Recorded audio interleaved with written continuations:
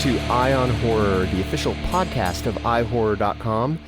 This is episode 51, which I think is season 3, episode 15. Someone call me on it if I'm wrong. I am your host, James J. Edwards, and with me, as always, is your other host, Jacob Davison. How you doing, Jacob? Doing well, and always happy to be back. Always happy? You're still always happy? Even after 50 episodes? Yeah, you know, this it gives me something to do. Yeah, that's true. Also with us is your other host, John Correa. How you doing, Correa? Doing great. This podcast is the one thing that's keeping me going. No, there's a bunch of things keeping me going, but it's helped. It's not only a thing to do, but it's a thing to work on, which is nice. Work's ramping up though, so I'm happy to be working again in this new world of doing pre-production at home, which I can't tell if I'm being more productive or less productive, but I'm getting stuff done, so I guess it's fine either way. My work is totally ramping up like hardcore. I mean, you guys know that because I'm the difficult one to schedule for these, but yeah. Anyway, enough about that. What'd you guys see? What's been going on? Well, as you know, I've been going to the drive-in a lot lately. Yeah. Specifically, the events hosted by American Cinematheque and Beyond Fest. They did some pretty fun screenings recently. Like, just last week, they were doing a double feature of Chuck Russell's The Blob and David Cronenberg's The Fly remake. So that was a pretty messed up night. Two of the best remakes of the 80s. Yeah, and I missed out on tickets for that. Although me and Jonathan did get to see each other in person for Manhunter and Silence of the Lambs 2 weeks ago. 10 feet apart. We did not get close to each other. I was in the bed of a truck drinking a Truly. He was on the ground. We were social distancing. But yes, Manhunter, Silence of the Lambs on the big screen. Man, wow. I've never seen either film on the big screen, and seeing Manhunter especially was just like, I love Silence of the Lambs, but Manhunter on the big screen was such a fun ride, especially at the drive-in. Yeah. Oh, yeah. I mean, that movie screams drive-in. It was also really funny because go figure, I went with my friends and we set up chairs in the back truck bed of his truck, and go figure, we get the person who probably had never been to a drive-in before to park next to us, because for the first 10 or 15 minutes, they had their beams on, and they kept shutting their engine on and off. And eventually, my friends were getting pissed, and I'm just laughing my ass off at this. And they're like, "Why are you laughing?" I'm like, "Oh, I'm taking a drink every time they turn their engine on, and every time they shut it off." So we had a good time. I hope you weren't driving. No, I was not. Because it sounds like you left nice and toasty. I was good. I was a good boy. Also it was two movies that were both 2 hours long, so definitely had time to even out by the end, but still, yeah, no, I wasn't driving. But either way, the Beyond Fest screenings have been a lot of fun, and they haven't announced what they're doing next. There isn't a screening this week, but they did say they're going to have some stuff planned soon. So, it's sad with COVID and everything. We aren't getting a traditional Beyond Fest, but it does sound like they're going to try and do something or another going into October, either for Halloween stuff or for Beyond Fest stuff. So, keep my eyes peeled. Yeah, and I mean, Mission Tiki has Tenet now, so at least there's something to watch there. Oh yeah. I was really hoping for a double feature of Unhinged and Tenet, but it looks like they're just doing single screenings of Tenet right now. Yeah, it is 2.5 hours long. But still, I want more bang for my buck. Have either of you guys watched The Babysitter Killer Queen? No. Yet on Netflix? Oh my God. I watched it last night. It is it's pretty much what you expect. It is even sillier than the first The Babysitter, if you can believe that. It is just gooey, splattery. I mean, it's McG, and he's embracing his McG-ness on this one. I mean, it goes kind of Evil Dead in a couple places, just with how campy it is. But it's It's a pretty crazy good time. I literally laughed out loud for probably a half dozen times. I was and I was on my couch by myself. I mean, it wasn't a communal thing, but I was cracking up just watching it by myself. It's pretty fun. It's a pretty fun movie. But yeah, I mean, you know what you're going into with the babysitter movies. Is Samara Weaving back? Because like that was the only part that I liked about the first one. Yes, she is, and it's a little bit of a spoiler that she is, but she is like top billed on IMDb. So, but everybody from the first movie is back. Like all of her satanic cohorts, like Bella Thorne and Shirtless Guy, Robbie Amell, they're all back, and they all died. So, I mean, that tells you what you're up against with, you know, the babysitter killer queen, and of course, because Mick G's about as subtle as Ed Wood, the Queen song "Killer Queen" is in the movie. Because of course, why would you name your movie that and not use the song? Mick G's just one of those filmmakers that like just doesn't do it for me. Oh, I thought you were gonna say just doesn't give a fuck. And I'm like, oh, you're right, but it doesn't do. He has an aesthetic. It's, you know. He's not making masterpieces, and I don't think he's trying to. You know, I think he wants to make movies like The Babysitter Killer Queen. Now, I did take James your suggestion of watching Sputnik. Did you love it or did you love it? I absolutely loved it. It was yes. It was everything I wanted, but didn't know I wanted from it, because like your description is pretty good about it kind of being like. It could be a continuation of life, or it could be like what Alien 3 promised, you know, but it was its own. And like, yeah, those ingredients are there, right? That structure is a bit there. That inspiration is definitely there. But my God, no, it was totally different. It was so cool what they did with like the alien and what they did with like, because I love government cover-up stuff, and like this one was just like back and forth with who's covering up what and what is being kept from who, and like, man, and it's just so beautifully shot, like, oh, like just. And you don't know who's the hero in that movie. I mean, you know that the psychologist, the girl, that psychologist who is brought in, she is of course the hero, but the other, you know. Is the alien the antagonist? Is the cosmonaut the antagonist? Is that colonel guy the antagonist? You don't know because everybody it just shifts so much. Oh, I loved it. Yeah. It's still my favorite movie of the year so far. I mean, we haven't hit Oscar season yet, but yeah, I was about to say, come Oscar season, it's going to be great seeing that go against Bill and Ted Face the Music. Like, we have. Well, I think because so many things are getting pushed into next year, The Invisible Man is a pretty good chance of taking home some statues this year. And Bill and Ted, I think. I think this is the year for Bill and Ted to win an Oscar. Sonic the Hedgehog, I'm giving it all to Sonic. Honestly. What if Keanu Reeves, his Oscar is for Bill and Ted Face the Music? That would be incredible. Well earned.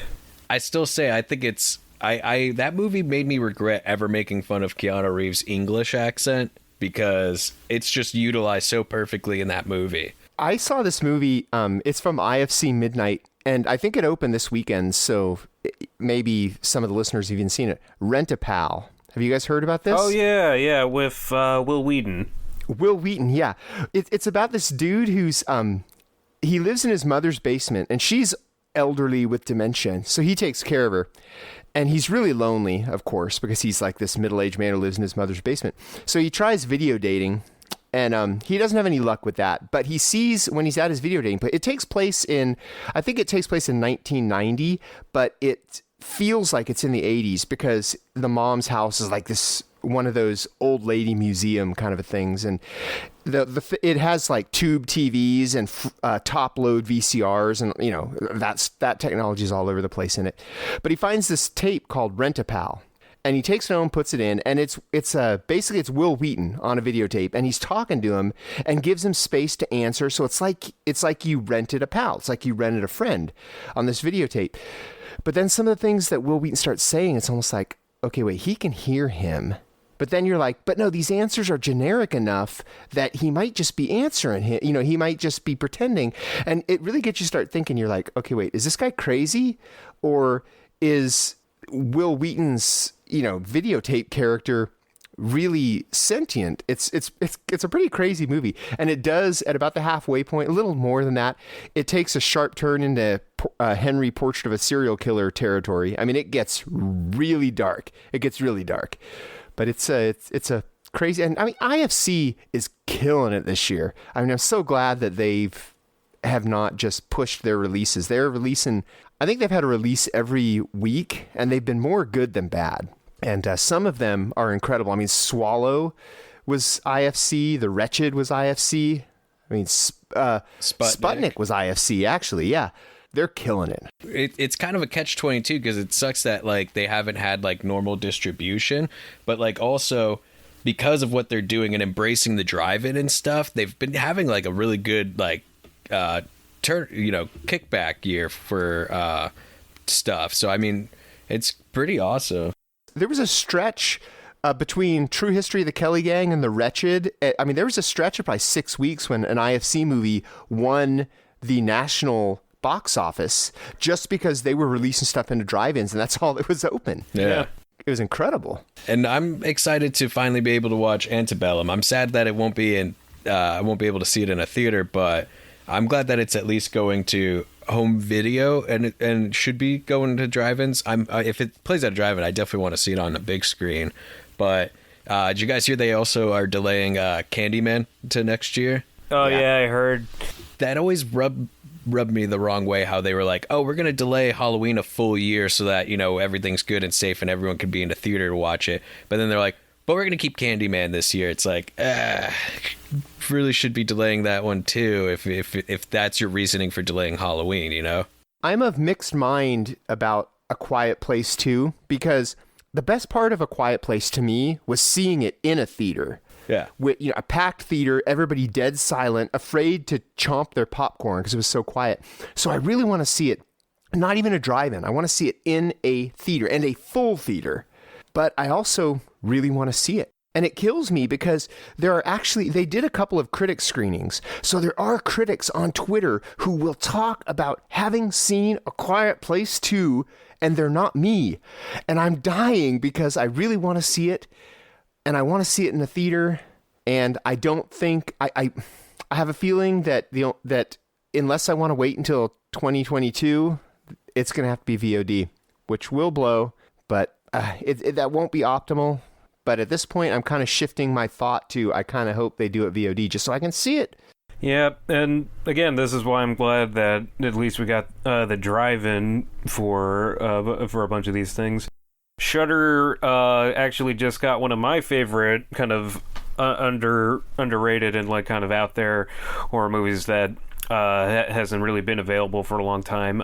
Fade to Black. Have you guys seen that yet on Shudder? No, but it's on my watch list. I haven't watched it on Shudder, but I saw it years ago. I love Fade to Black. It stars Dennis Christopher as like this as this young guy who it's just like his life is crap. He lives with like his abusive aunt, and he works at a film storage facility or something where like he just gets hounded on by his boss and his coworkers. And he's a film fanatic. Like he watches movies on like an old timey projector, and he's got all these props around his house. Eventually, he starts to get pushed a bit over the edge, and goes crazy, but he does it all with like a film motif of like other characters. Like he's a master of disguise. Like he dresses up as Dracula at one point. He dresses up as a cowboy, like a cowboy, and yeah. So he's just got these very elaborate kind of film based like kill scenes. So it's pretty interesting, and it is, and oddly, there have been a lot of comparisons to Joker. It's basically the cinephile's Taxi Driver. Yep. What else has been going on this week?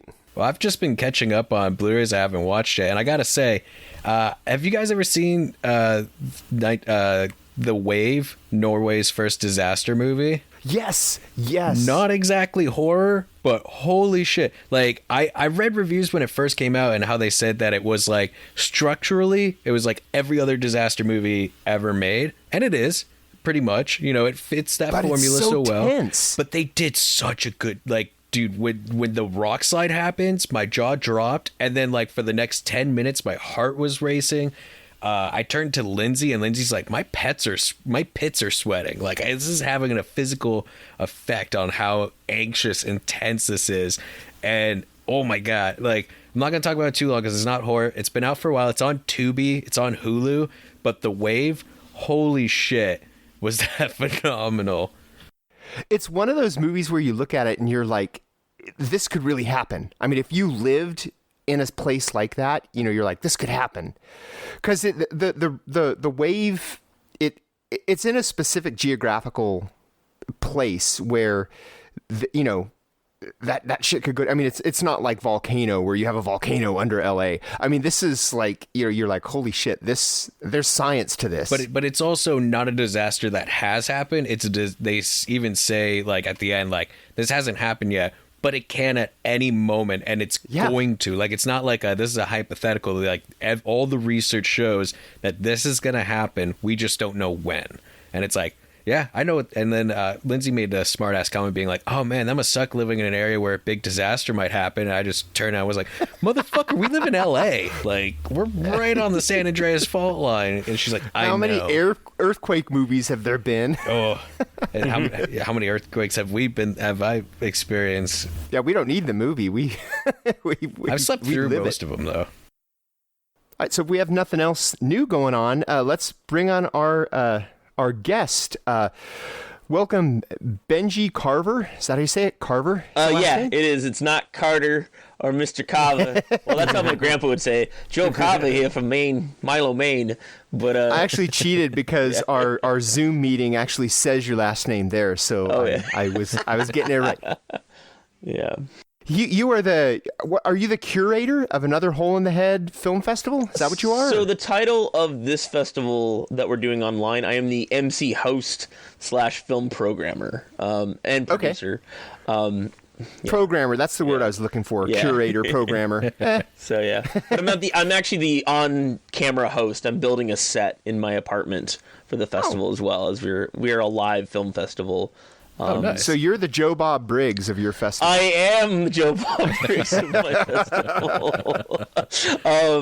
And I love Joe Bob to death. I don't know if you've met Joe Bob in person, but he's quite the friendly cat.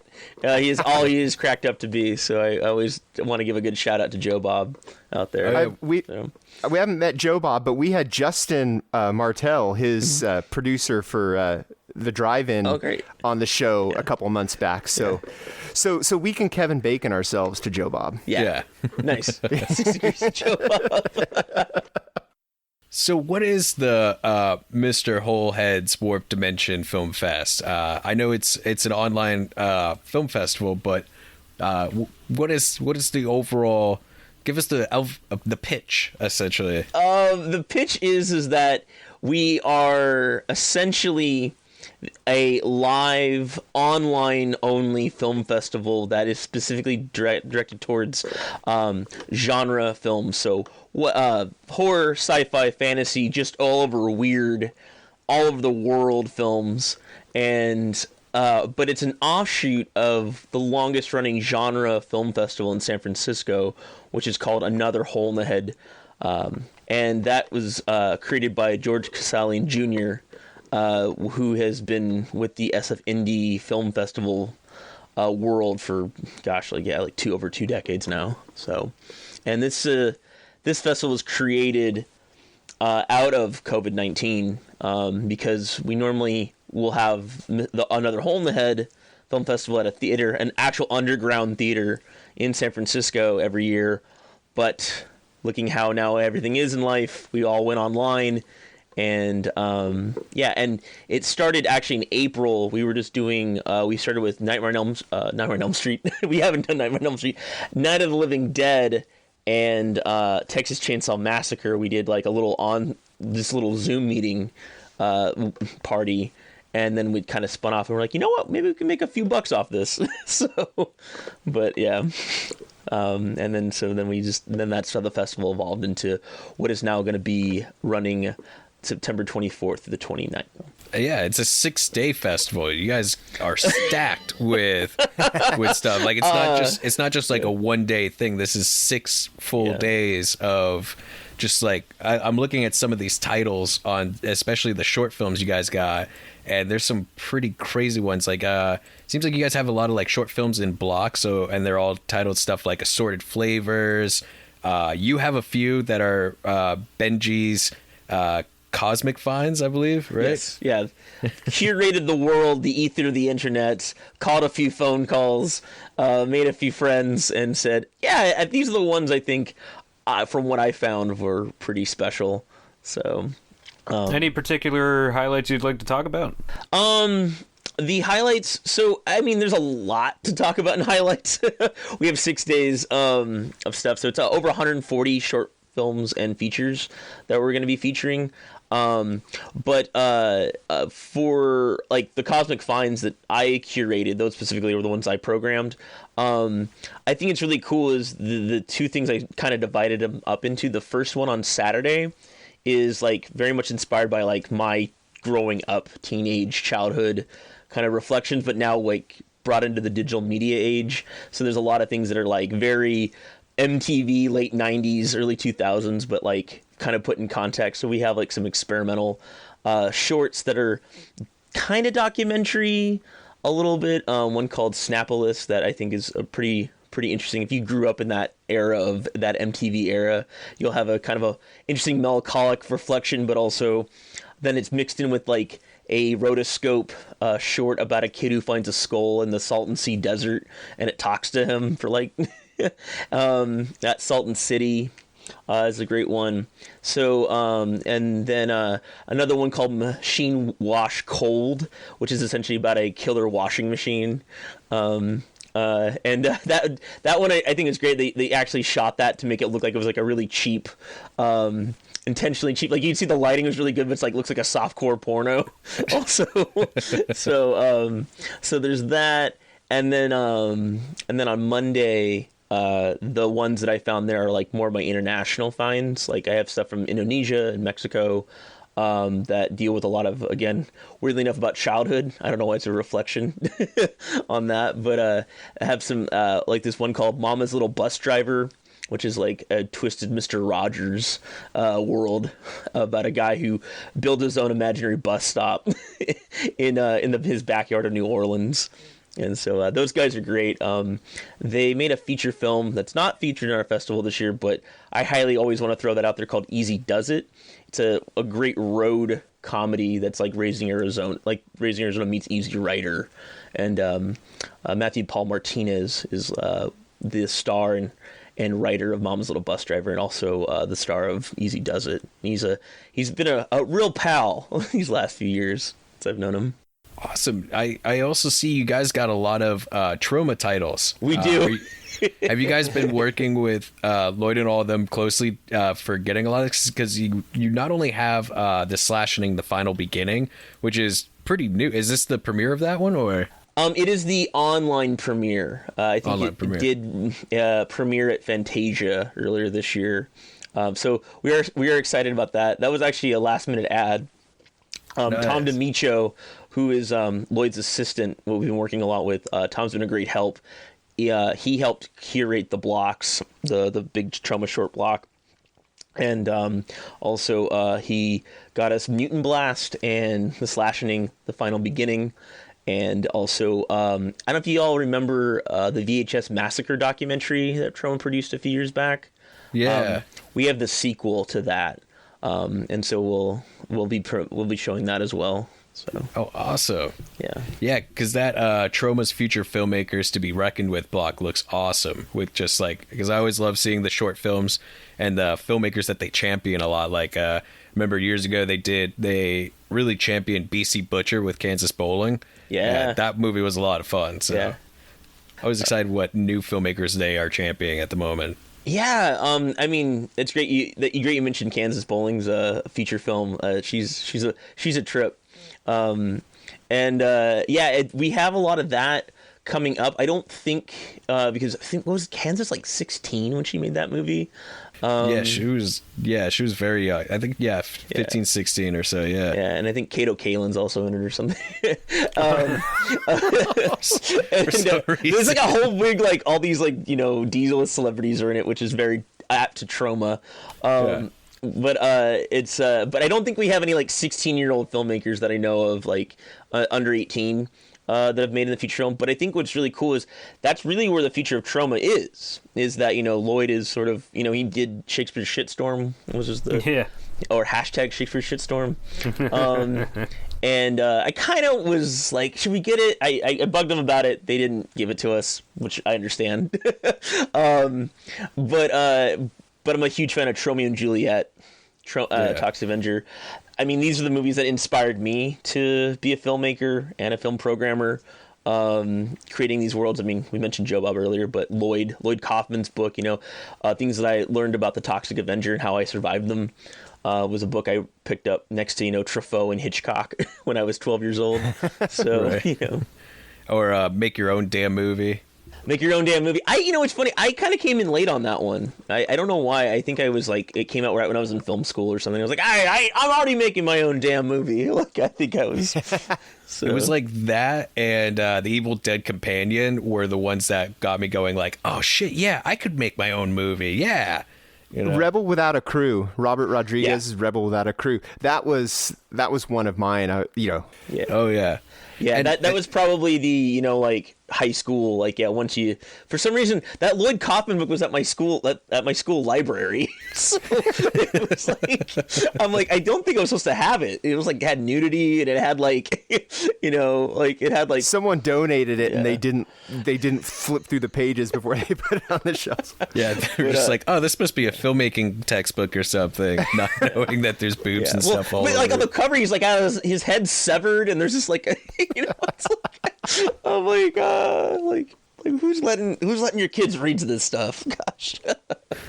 So. You mentioned that that this festival is kind of born out of the need because of COVID. What? Because this is more than just showing movies in a film. I mean, it's interactive. There are chat rooms. There are polls that the audience is voting on the award winners. Is this all stuff? I mean, it's the community of an actual in-person film fest is going to be as intact as it can be, I guess. Is this one of your objectives, at creating it so interactively? I think so. I mean, that's this big question that we have now that like theaters are now gone, like this interactive, like even though we can sit in a room with strangers, for 2-3 hours and have a communal experience, we may even not talk about it afterwards, and then now we've actually not had that. Unless you live in Texas or something, or it's like and so I think that's kind of comes from it. I mean, the festival itself, Another Hole in the Head, has been very like punk rock communal. There's a small group of filmmakers and film goers that go every year and create the art for it. Like, I don't know if you saw the big spider, the spaceman fighting the spider, that was created by Killer Bob, who's like a tattoo artist, and him and his crew have come every year since the last 17 years it's ran.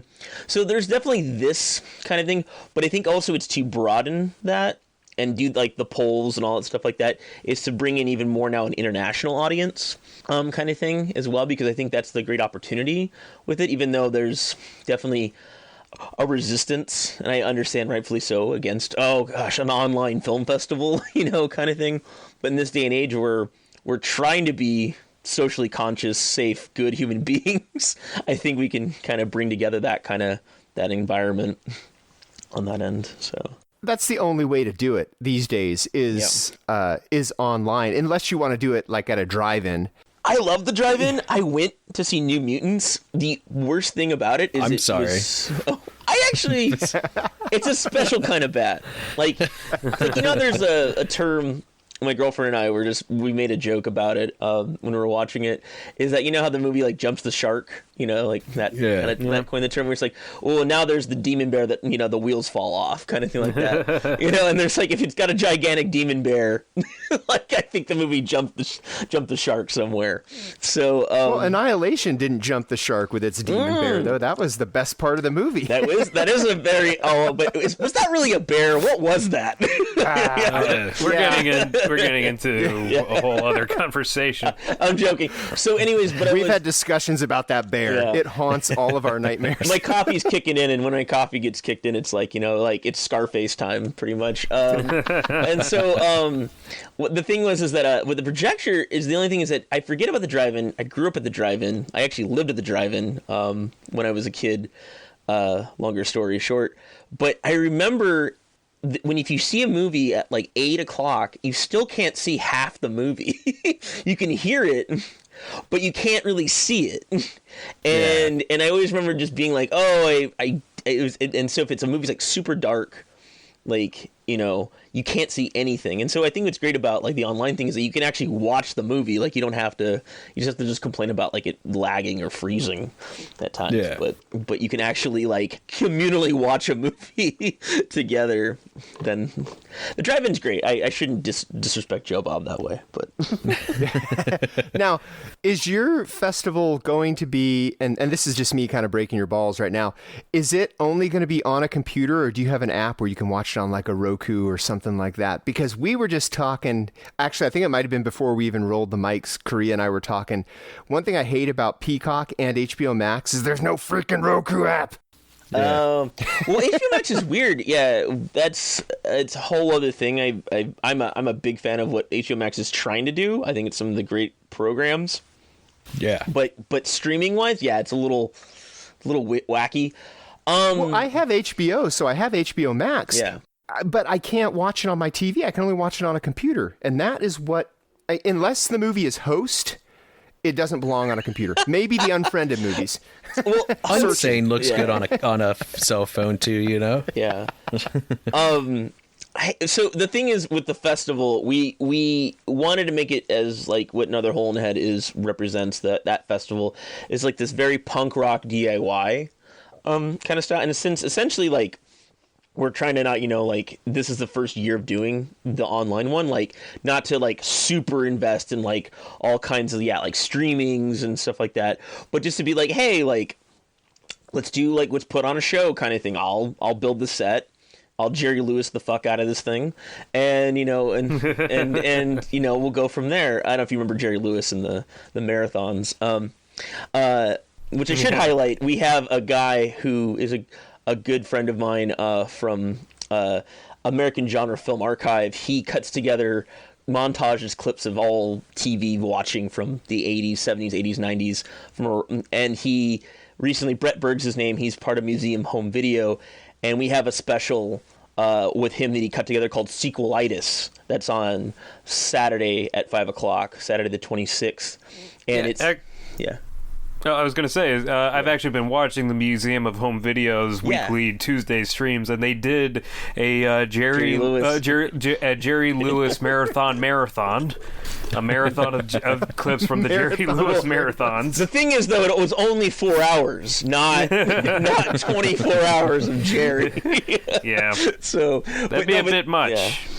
It's awesome that that you've been watching Brett's stuff, because I think that's like kind of also another like a key to streaming next is getting people like him to cut together all this amount of streaming and put them into like actual like art form kind of watching, where you don't have to sit through 24 hours of Jerry Lewis. You can sit through 4 hours of the best of Jerry Lewis, and it becomes like this amazing like emotional journey. Like I was quite like I always, that's what I love about Brett's work, is that you kind of get this real roller coaster ride effect with his work that he's been doing for the last like over almost 2 decades probably now. He's been cutting stuff like this.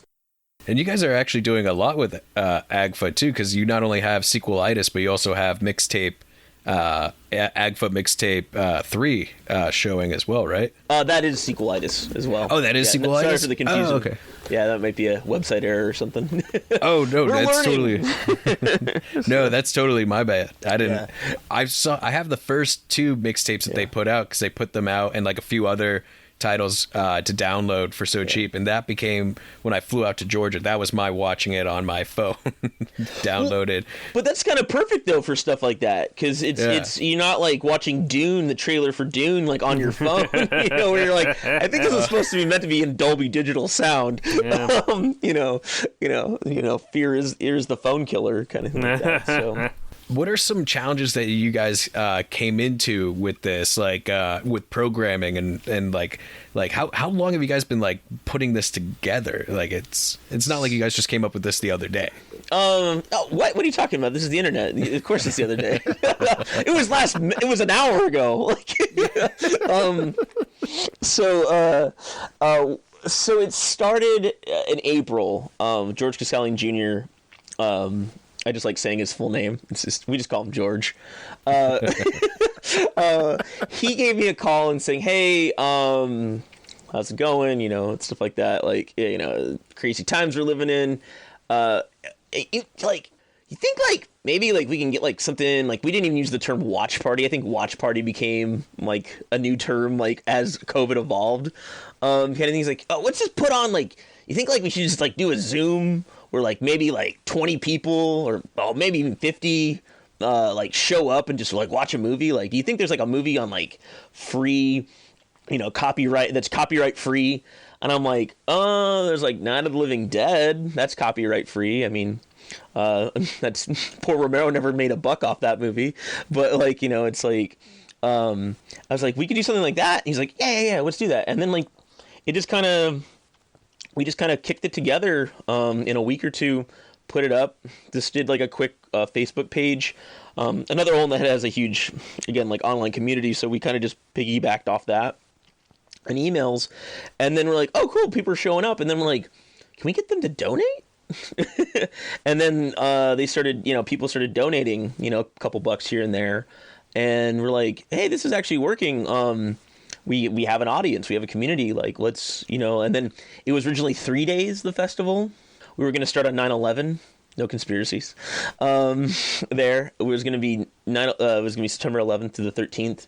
We had to push it back for some things, but then we started getting all these movies, like finding stuff over the summer, and submissions from Film Freeway, and we're like, wow, like we have a lot of stuff, and we're like, we got to extend this. And so it went from like 3 days to 4 days. Now it's 6 days.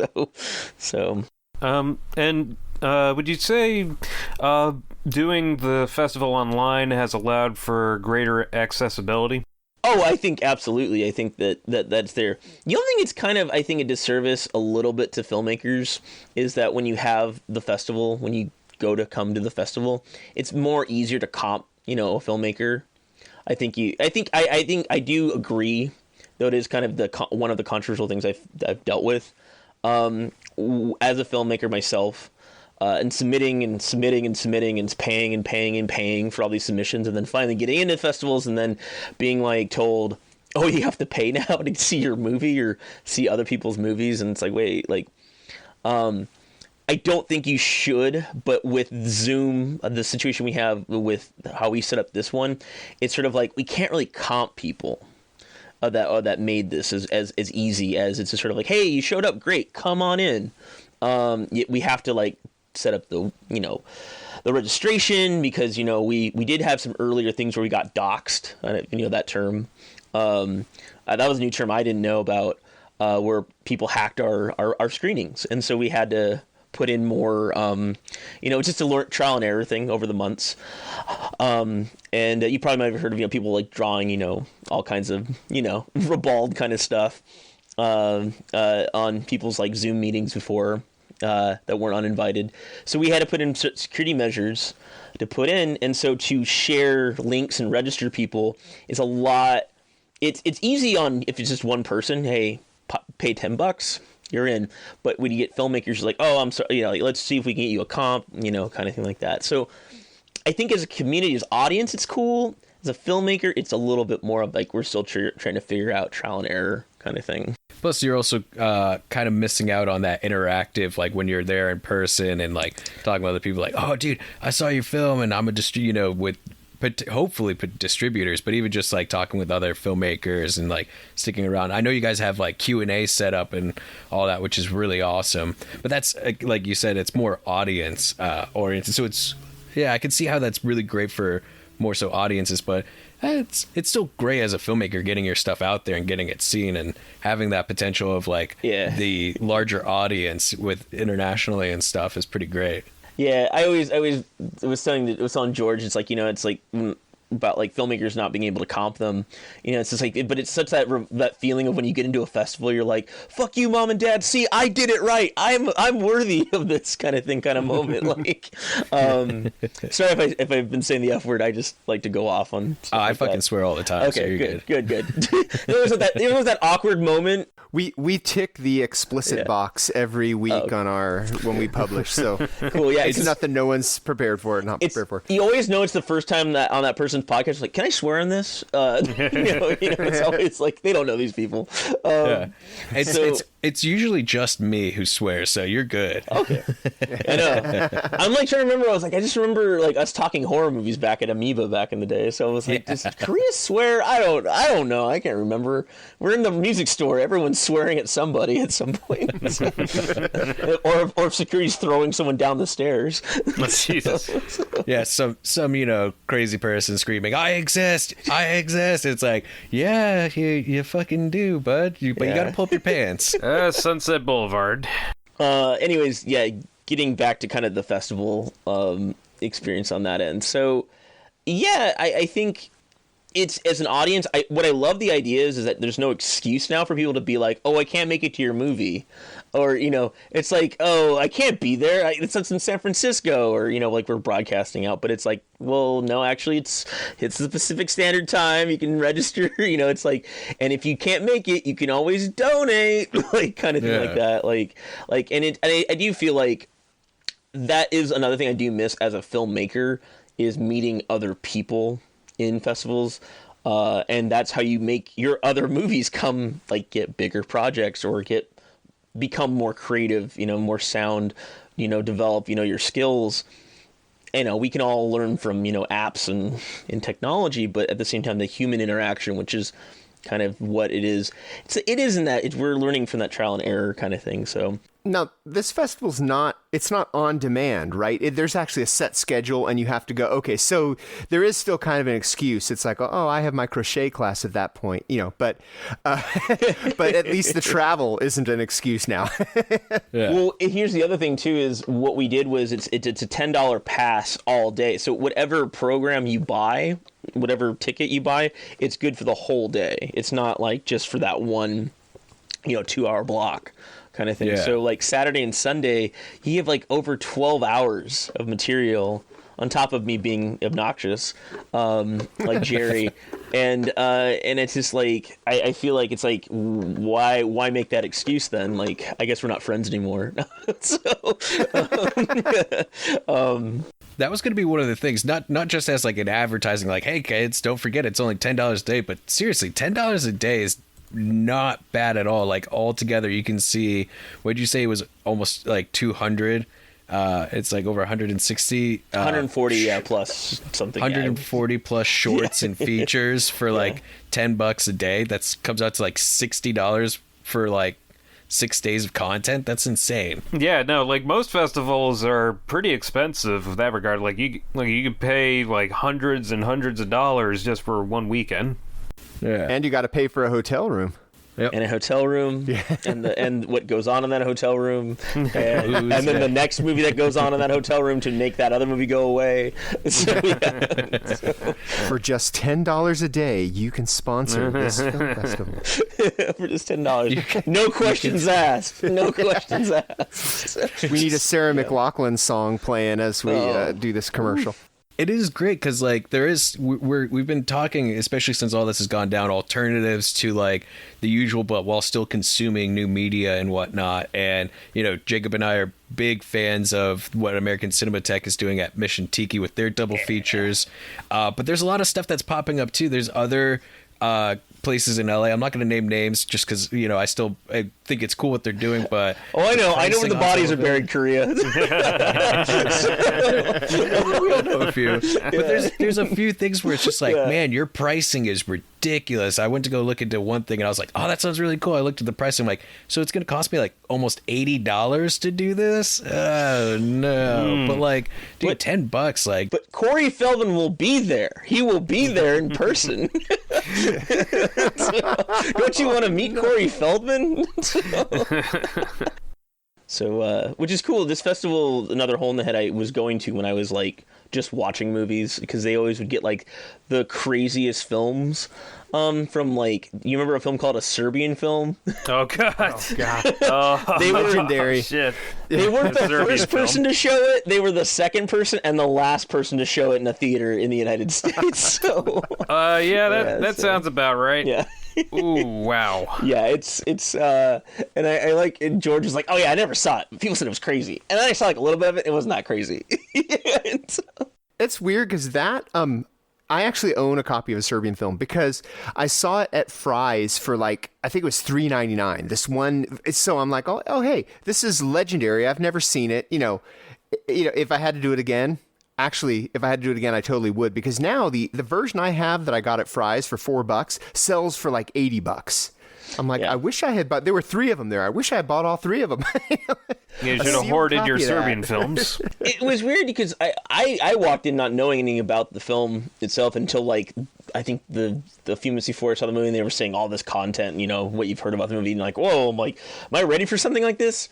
And then I sat next to this film critic who he was funny because he's just like the most like genteel, quiet guy, not a weird. He's like one of the he's like, you're one of the normal people here at the festival, and he's just like, I love that movie. That movie was like a real film, and I was like, oh, I was like, if he likes it, there's something special like that about it. I was like, well, that movie was like Crank meets Boogie Nights meets, you know, like, you know, so.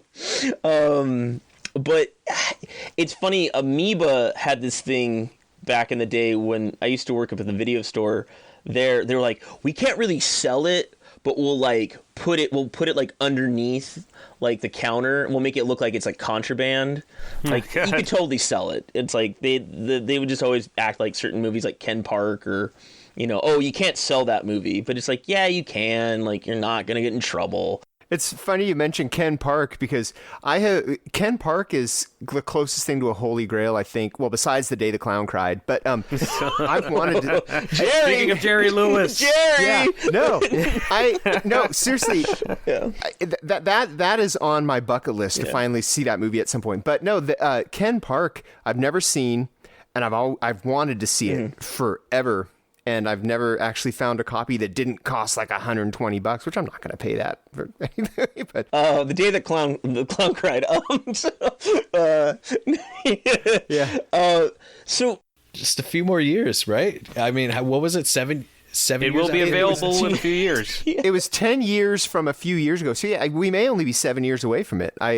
Someday. But I thought it was called Roberto Benigni's Life is Beautiful. What are we talking about here, everybody? Oh, God. I love Roberto. Roberto is I don't know. Roberto's special. But but with Ken Park, Day That Crown Clyde, I don't know why I'm blanking on some others. The Serbian Film, whatever, you know, like these movies that are the under the counter. Oh, like I've seen it, but no one else has seen it kind of thing, which is kind of interesting in this day and age, like when that changed. I think Blair Witch Project was the last of that era of like, oh, have you seen it? Like, is it real? Is it not real? Cannibal Holocaust. Right. That's the other one. Cannibal Holocaust is, Yeah. Which I think actually Cannibal Holocaust is a great film. It's just, you know, the animal stuff is what I think is. I think the last movie that was kind of like that was Catfish. Was it real? Is it not? Could be. I mean, the movie.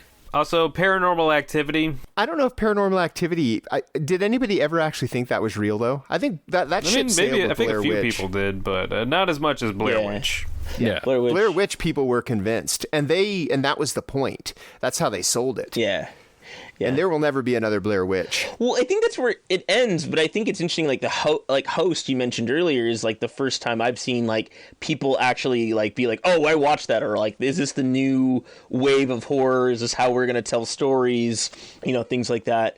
But I think that I'm intrigued to see that, because now we're in this era of we're all isolated as what is real, what is not real, what is fake news. Not to trigger that word out, that term, but that could be a catalyst for a new wave of films like Blair Witch or something that you can play around with. Catfish. I just remember Catfish was like, once you saw it, you're like, oh, it's just a documentary about a sad old lady, kind of thing. Like, yeah. It's just like... Catfish could have gone... And this is the only thing that... I think Catfish is fake. But I also think that if they were going to do it fake, why didn't they just take it completely dark? There's one point, and anybody who's seen it knows, it's the part where they come up on the house at night. You could have taken it to some dark places right there and then, but they didn't. And that's the only thing that makes me think, okay, maybe it isn't fake, because a real, quote, filmmaker would have done something else there. Yeah. What's interesting is the guys who made Catfish made the best Paranormal Activity movie, number 3. Yeah. And I actually think Marked Ones is really good too, and I'm really excited for Freaky. I don't know if you guys are, but I'm really happy because Chris Langdon has talked about that movie for a long time, trying to get that made. And I think that's a great premise. I think it's the kind of movie, the horror movie we might need right now. I kind of am leery about horror comedy, but I think I'm like, yeah, and I like it that, Vince Vaughn's a serial killer again. So the best part of Gus Van Sant's Psycho was Vince Vaughn. What do you mean? What was that movie again? I don't remember that movie.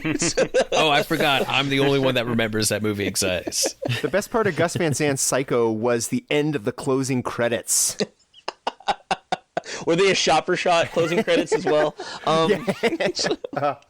Korea and I go back and forth about Gus Van Sant's Psycho. He's for, I'm against. Yeah, I love Gus Van Sant movies, but that's the one I'm like, oh wait, that and that's shot by Christopher Doyle. I think the best living cinematographer. And it's just shocking. It's just like all these great people. It's the story of filmmaking where all great minds came together at the peak of their abilities and made this movie that was an experiment. It's a film school exercise. Yeah. I mean, you guys were in film school. It's replication. You did it with probably a scene from The Big Lebowski or something. They did it with all of Psycho. It's a film school exercise, but with like a huge budget. You didn't make. That's the angry part about all of it. It's like, but the budget went to the cast. It's with Vince Vaughn and William H. Macy. Yeah. I forgot William H. Macy saying that. Oh yeah, he's Arbogast. Yeah. But as far as let's cleanse our palate with good Gus Van Sant. Elephant. Paranoid Park, I think is Paranoid Park is that's another good one too. And then of course Good Will Hunting. Yeah, not a fan. I like. I like when Gus is directing Good Will Hunting 2 hunting season and Jan Silent Bob Strike Back. It's not a Gus Van Sant movie at the end of the day. It's clearly a Weinstein, Affleck, Matt Damon. It's him trying to win awards. Yeah, it is. It's him going Cronenberg. Yeah, he wants to win awards, which is fine. Hey. But Elephant is my favorite Gus Van Sant. My Own Private Idaho is my favorite. Like, you can't. I mean, it goes off the rails in the second half for sure. I do warn people, like, there's like a very distinct style of the movie, and then it goes into the second half. But if you don't like that, then Drugstore Cowboy is the other one I say everyone should see. Just because I think the second half is even like opposite. It just builds into this amazing, well, if you're a big Willis Burroughs fan, like kind of thing. The only thing I think of Drugstore Cowboy is Heather Graham is sexy even as a corpse. Oof, that is true. Get out of my dreams and into my car. That's all I gotta say. And the Heather that wasn't allowed to be in Heather's because her mom said it was too violent. So yeah. For me, she'll always be Roller Girl, because Boogie Nights, if someone held a gun to my head and said, what's your favorite movie of all time? I'd go Boogie Nights. And Roller Girl is one of the reasons. I'm a big Burt Reynolds fan, so which is funny because Burt Reynolds wasn't a fan of the movie. Even though it got him an Oscar nom, he hated the movie. I think it was because this is one of the great Hollywood stories. Burt didn't hate the movie. He loved the script, and he felt like he didn't give enough to it. And then I think there was a scene that, and I've heard this from other like real like long-term actors or just getting curmudgeonly old men is that like I've heard from this about Terrence Malick, from I think Christopher Plummer. Like there was like a big scene and they really worked it up and they really like went to town and like felt like that was their best work, and then it just was on the cutting room floor and they saw it and they're just like, I gave you my heart, I gave you everything, and that's it. Like there are some great deleted scenes from Boogie Nights, though. I mean, there's one that explains how his car gets wrecked, and there's one, you know, the shotgun. Becky Barnett's marriage. There's some great deleted scenes. Yeah. I mean, I have this love-hate with PTA because he made probably my favorite movie of all time. He made Boogie Nights, but aside from maybe Punch Drunk Love, I'm lukewarm at best on the rest of his filmography, but I love Boogie Nights. Love it. Inherent Vice kind of merges both. I feel like every time I watch that movie, it's a different movie. So. And the one people always get pissed at me for is I'm not a fan of There Will Be Blood. I was about to fight you over that. I don't even Everybody. Phantom Thread is kind of got me back on the wagon. I just got that one on 4K, so I'm going to be watching that soon. 'Cause, you know, I got to see all the details of the sewing. I don't even think Paul Thomas Anderson's a fan of There'll Be Blood, to be honest, because it was a writing exercise. He always called it. It was like he was like stuck and he didn't know, and I think he wanted to change tones, and I think he was just like, hey, let's go with this, and it just sort of blossomed into this like, because I think it's a beautifully shot film. Robert Elswit's work is amazing in it. Plain View. There's a lot to talk about, but as a movie, again, with talking about like My Own Private Idaho, like the second half of There'll Be Blood is not the first half of There'll Be Blood. It becomes a different movie. Yeah. Boogie Nights does as well, though. I mean, it's squarely right smack at the middle, and it's all with, spoiler alert, William H. Macy's suicide, the Little Bill's suicide. Ooh. When it transitions from the 70s to the 80s, all of a sudden it goes from good time party cocaine movie to freaking, getting your ass kicked because a homophobic hustler, picked you up, or, Well, Tom Jane is my favorite character of that movie because I've lived my life like Tom Jane. You just need the handlebar. Yeah, I did have the handlebar for a while. One of my first parties I ever put on, I've done some other screenings in the past, was a Boogie Nights Say Hello to LA party. For me, it was that and Less Than Zero were the two that I put on. Those are great. But I wanted to say real quick about that. How many of you thought about that scene in the New Year's part of 2019 to 2020 and how everyone was going to say 2020 is my year? And now we're literally like, maybe Little Bill was right. It was time to end it all.